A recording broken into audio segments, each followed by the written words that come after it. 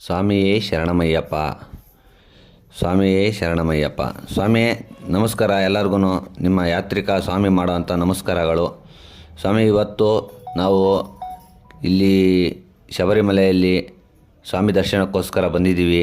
ಮತ್ತು ಇಲ್ಲಿ ಸಿಕ್ಕಾಬಟ್ಟೆ ಜನ ಇವತ್ತು ನಿಂತ್ಕೊಂಡ್ರೆ ದರ್ಶನಕ್ಕೆ ನಾಳೆವರೆಗೂ ಕಾಯಬೇಕು. 10-15 ಗಂಟೆ ದರ್ಶನಕ್ಕೋಸ್ಕರ ಕಾಯಬೇಕಂತೆ. ಮತ್ತು ಅಷ್ಟೊಂದು ಜನ, ಸಿಕ್ಕಾಬಟ್ಟೆ ಜನ ಅಂದರೆ ಜನ. ಹೀಗಾಗಿ ನೋಡ್ರಿ, ನಾನು ತೋರಿಸ್ತೀನಿ ಇಲ್ಲಿರೋಂಥ ಅವ್ಯವಸ್ಥೆಗಳು. ವ್ಯವಸ್ಥೆ ಸರಿಯಾಗಿಲ್ಲ ಬರೋಂಥ ಸ್ವಾಮಿಗಳಿಗೆ. ಸಿಕ್ಕಾಬಟ್ಟೆ ಜನ ಬಂದರೆ ಈ ಥರ ಏನೇನು ಸಮಸ್ಯೆ ಆಗ್ಬೋದು ಅಂತ ಯೋಚನೆನೂ ಮಾಡ್ತಾಯಿಲ್ಲ ಸರ್ಕಾರ. ಇಲ್ಲಿರೋಂಥ ಆಡಳಿತ ಮಂಡಳಿ ಸಿಕ್ಕಾಬಟ್ಟೆ ತೊಂದರೆ ಇದೆ. ಏನೇನಿದೆ ಅಂತ ನಾನೆಲ್ಲ ಹೇಳ್ತೀನಿ, ನಿಮಗೆ ತೋರಿಸ್ತಾನೆ ನೋಡ್ರಿ ನೀವು.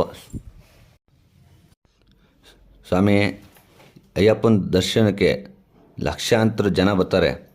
ಪ್ರತಿ ವರ್ಷ ಬಂತಾರೆ ಹೋಗ್ತಾರೆ. ಅಷ್ಟೇ ಬಿಟ್ಟರೆ ಇಲ್ಲಿರೋಂಥ ಅವ್ಯವಸ್ಥೆನ ಕ್ವಶನ್ ಮಾಡೋಕ್ಕಾಗ್ತಾಯಿಲ್ಲ.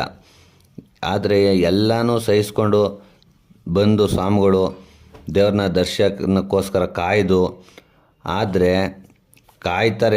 ಕಾದರೂ ಸಹ ಈ ಪುಣ್ಯ ಯಾತ್ರೆಯಲ್ಲಿ ಸ್ವಾಮಿಗಳನ್ನ ಸಿಕ್ಕಾಪಟ್ಟೆ ಸಮಸ್ಯೆಗಳು, ಅಂದರೆ ಸಮಸ್ಯೆ ಮೇಲೆ ಸಮಸ್ಯೆ, ಸರಿಯಾದ ವ್ಯವಸ್ಥೆ ಇಲ್ಲ. ನಾನು ಈ ವಿಡಿಯೋದಲ್ಲಿ ನಾವು ಶಬರಿಮಲೆಯಲ್ಲಿ ಭಕ್ತರು ಎದುರಿಸ್ತಿರುವಂಥ ಮೂಲಭೂತ ಸೌಕರ್ಯನೂ ಸಹ ಇಲ್ಲ. ಒಂದು ಕುಡಿಯೋಕ್ಕೆ ನೀರು ವ್ಯವಸ್ಥೆ ಆಗ್ತಾಯಿಲ್ಲ, ಸರಿಯಾಗಿ ಶೌಚಾಲಯಗಳಿಲ್ಲ, ಸರಿಯಾದಂಥ ಸಮಯದಲ್ಲಿ ದೇವ್ರನ್ನ ದರ್ಶನ ಮಾಡೋಕ್ಕಾಗ್ತಾಯಿಲ್ಲ, ಸಿಕ್ಕಾಪಟ್ಟೆ ನುಗ್ಲು.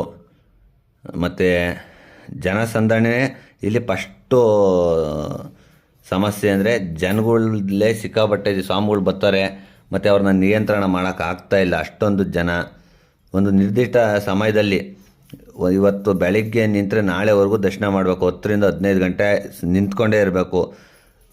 ಚಿಕ್ಕ ಮಕ್ಕಳು ಇರ್ತಾರೆ, ವಯಸ್ಸಾದವ್ರು ಇರ್ತಾರೆ, ಅವ್ರಿಗೆ ಮಾತ್ರ ಸಖತ್ತು ಸವಾಲಾಗೈತೆ ದೇವ್ರ ದರ್ಶನ ಮಾಡೋದು. ಮತ್ತು ಪಂಪಾ ನದಿಯಿಂದ ಸನ್ನಿಧಾನಕ್ಕೆ ಹೋಗೋವರೆಗೂ ಸಹ ಎಲ್ಲಿ ಸಿಕ್ಕಾಪಟ್ಟೆ ಸಮಸ್ಯೆ. ನಿಯಂತ್ರಣ ಮಾಡೋಕ್ಕಾಗ್ತಾಯಿಲ್ಲ ಇಲ್ಲಿ ಪೊಲೀಸ್ ಡಿಪಾರ್ಟ್ಮೆಂಟ್ ಅವ್ರಿಗೆ. ಇಲ್ಲಿರೋಂಥ ಕೇರಳ ಸರ್ಕಾರಕ್ಕೆ ಏನು ನಿಯಂತ್ರಣನೇ ಮಾಡೋಕ್ಕಾಗ್ತಾಯಿಲ್ಲ. ಇದು ನಿಯಂತ್ರಣದ ಕೊರತೆ ಕಾಣ್ತಾ ಇದೆ. ಅಯ್ಯಪ್ಪ ಮಾಲೆ ಹಾಕೊಂಬರೋ ಭಕ್ತರು ತಾಳ್ಮೆ ಅಗತ್ಯವಾದರೂ ಸಹ ಇಲ್ಲಿರೋಂಥ ದೇವಸ್ಥಾನದ ಮಂಡಳಿ, ಪೊಲೀಸರು ಇಬ್ಬರೂ ಸಹ ಕೊರತೆ ಇಬ್ಬರಲ್ಲಿ ಕಾಣ್ತಾ ಇದೆ. ಏನು ಹೇಳ್ರಿ, ಬರೋಂಥವ್ರನ್ನ ಕಂಟ್ರೋಲ್ ಮಾಡೋಕ್ಕಾಗ್ತಾಯಿಲ್ಲ. ಯಾವ ಥರ ಕಂಟ್ರೋಲಿಂಗೇ ಇಲ್ಲ. ಹೆಂಗೆ ಬೇಕಂದ್ರೆ ಹಂಗೆ ನುಗ್ತಾ ಇರ್ತಾರೆ. ವಯಸ್ಸಾದವರು, ಮಕ್ಕಳು ಕೆಳಗಡೆ ಬಿದ್ದರೆ ಅವ್ರನ್ನ ಎತ್ತಾನೆ ಅಂತ ಹೋದರೆ ಎತ್ತದವ್ರನ್ನೂ ತೊಳ್ಕೊಂಡು ಹೋಗ್ತಾರೆ, ಅವ್ರನ್ನೂ ತುಳ್ಕೊಂಡೇ ಹೋಗ್ತಾ ಇರ್ತಾರೆ. ಸಿಕ್ಕಾಬಟ್ಟೆ ಸಮಸ್ಯೆ. ಅಷ್ಟೊಂದು ನುಗ್ಲು ನೋಡ್ರಿ ನೀವು ಎಷ್ಟೊಂದು ಜನ ಇದ್ದಾರೆ ಅಂತ. ಮತ್ತು ಸ್ವಾಮಿ ಬೇರೆ ಕಡೆ ದೇವಸ್ಥಾನಕ್ಕೆ ಹೋದಾಗ ನಾವು ನೋಡ್ಬೋದು ಎಲ್ಲ ವ್ಯವಸ್ಥೆ ಎಲ್ಲ ಮಾಡಿರ್ತಾರೆ. ಆದರೆ ಇಲ್ಲಿ ಒಂದು ದಿವಸಕ್ಕೆ ಲಕ್ಷಾಂತರ ಜನ ಬರ್ತಾರೆ ಅಂದರೆ ಇಲ್ಲಿ ಯಾವ ಥರ ವ್ಯವಸ್ಥೆ ಮಾಡಿರಬೇಕು, ಮತ್ತು ಏನು ವ್ಯವಸ್ಥೆ ಏನೇನು ಬೇಕೋ ಸ್ವಾಮಿಗಳಿಗೆ ಅವೆಲ್ಲ ವ್ಯವಸ್ಥೆ ಇರಬೇಕು. ಮತ್ತು ಆ ವ್ಯವಸ್ಥೆನೂ ಸಹ ಸಾಮಾನ್ಯ ಒಂದು ಶೌಚಾಲಯ, ಕುಡಿಯೋಕ್ಕೆ ನೀರೂ ಸಹ ಸರಿಯಾದ ವ್ಯವಸ್ಥೆ ಇಲ್ಲಿರೋಂಥ ಬರ್ತಾ ಇರೋಂಥ ಸ್ವಾಮಿಗಳಿಗೆ ಇಲ್ಲ. ಪಂಪಾ ನದಿ ಹತ್ರ ಅಂತೂ ಪಾಪ ಎಲ್ಲಂದ್ರೆ ಅಲ್ಲೇ ಮನಗಿರ್ತಾರೆ. ಅವ್ರಿಗೆ ಕಾರ್ಗಳು ತರಂಗಿಲ್ಲ.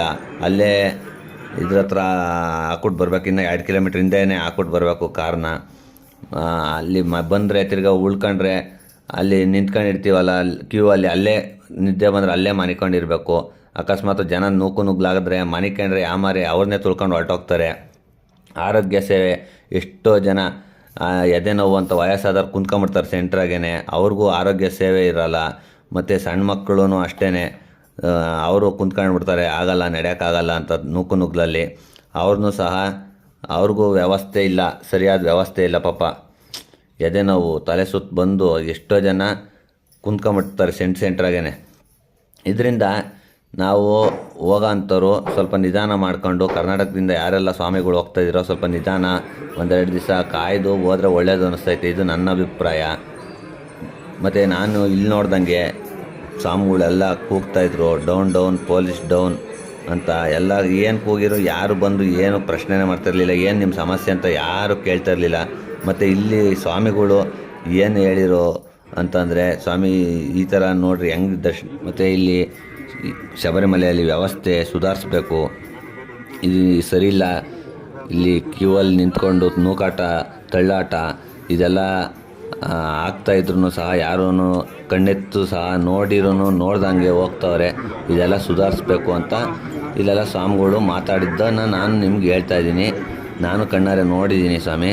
ಹೋಗೋಂಥವ್ರು ಏನಿದ್ದೀರೋ ಮತ್ತೊಂದು ಸರಿ ಹೇಳ್ತಾಯಿದ್ದೀನಿ, ನಿಧಾನಕ್ಕೆ ಹೋಗ್ರಿ ಅಷ್ಟೇ ನಾನು ಹೇಳೋದು. ಸ್ವಾಮಿಯೇ ಶರಣಮಯ್ಯಪ್ಪ.